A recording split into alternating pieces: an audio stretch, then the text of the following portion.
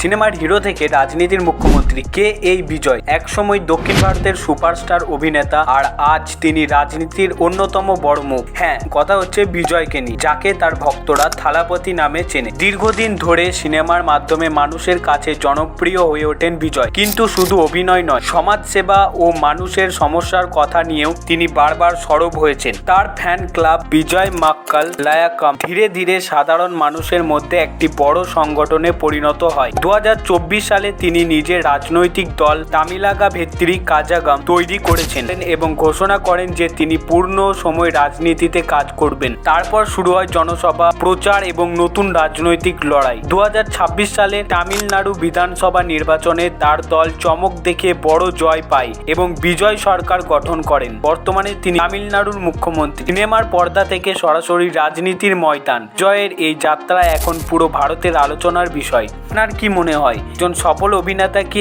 একজন সফল মুখ্যমন্ত্রীও হতে পারেন? কমেন্টে জানান।